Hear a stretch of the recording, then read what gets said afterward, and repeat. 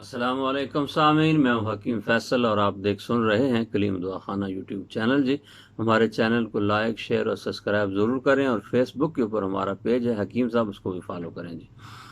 ساتھیوں کے کافی اصرار پر کہ آپ نے فالج کے متعلق ابھی تک کچھ نہیں بتایا تو ہماری رہنمائی کریں، تو میں آج فالج کے متعلق آپ کی کچھ رہنمائی کروں گا۔ فالج کو ہم اس مرض کو ہم 3 حصوں میں تقسیم کریں گے۔ ایک فالج اسفل یعنی نچلے دھڑ کا فالج، ایک دائیں طرف کا فالج اور ایک بائیں طرف کا فالج جی۔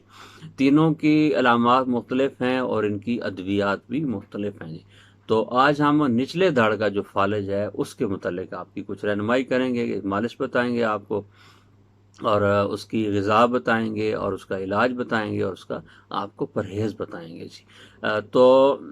فالج کی لفظی معنی ہوتے ہیں نصف نصف، یعنی 2 حصوں میں تقسیم کرنا۔ ایک جسم جو ہے وہ تندرست ہوتا ہے اور دوسرا بیمار ہوتا ہے، اس لیے وجہ سے اس کو فالج کہا جاتا ہے جی۔ فالج جو اسفل ہے، اس کی وجوہات کیا اور یہ کس وجہ سے ہوتا ہے؟ بدن میں جس وقت تر سرد یا تر گرم رطوبات کی کثرت ہوتی ہے تو اس وقت اعصاب جو ہیں وہ ان کے اندر تحریک پیدا ہو جاتی ہے، اور جو عضلات ہیں ان کے اندر تسکین پیدا ہو جاتی ہے، یعنی جو آپ کے عضلات ہیں، پٹھے ہیں، یہ سست ہو جاتا ہے، ان کا فعل، ان کے اندر تسکین ہو جاتی ہے، تو جس کی وجہ سے یہ بیماری پیدا ہوتی ہے جی۔ اور نچلا دھڑ جو ہے اس سے مفلوج ہو جاتا ہے، جس کے اندر آپ کے جسم کی حرارت اور بلڈ سرکولیشن نہیں ہو رہی ہوتی، تو وہ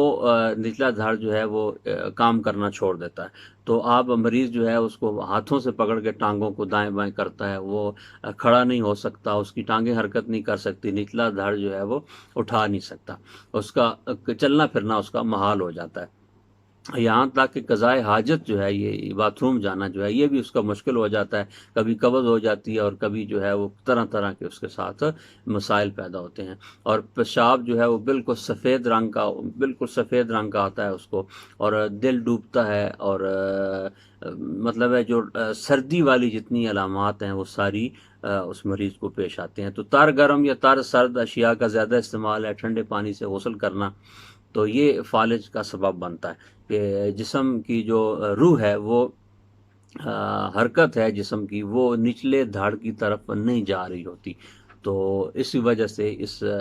اس کو یہ مرض لاحق ہوتا ہے جی۔ تو علاج کی جہاں تک بات آتی ہے تو علاج کے اندر ہم آپ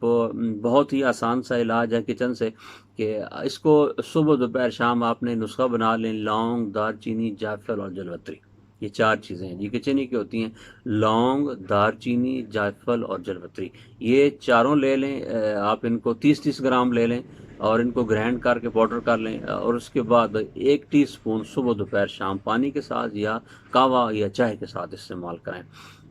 اور اگر مالش آپ نے تیار کرنی ہے تو مالش بھی آپ ان ہی سے کریں، ٹھیک ہے جی۔ آپ 20 گرام یہ چاروں چیزیں لے لیں، لونگ، دار چینی، جائفل اور جلوتری، یہ 20 گرام لے لیں، اور آدھا کلو جو ہے وہ آپ لے لیں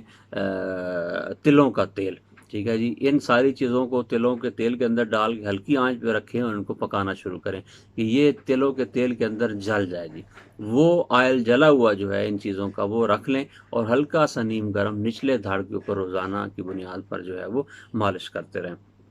اس میں ایک احتیاط آپ نے ضرور کرنی ہے کہ آپ نے اس نچلے دھاڑ کو پھر رات کو ہوا نہیں لگنے دینی، ٹھیک ہے، جس کے اوپر موٹی چادر یا موٹا کمبل دے دیں، تو انشاءاللہ یہ 30 سے 40 دنوں کے اندر آپ کو بہت اچھا اس کا رزلٹ ملے گا۔ اور خوراک کے اندر جہاں تک ہے تو وہاں اس کو دیسی مرغ کی یخنی دیں، ان کو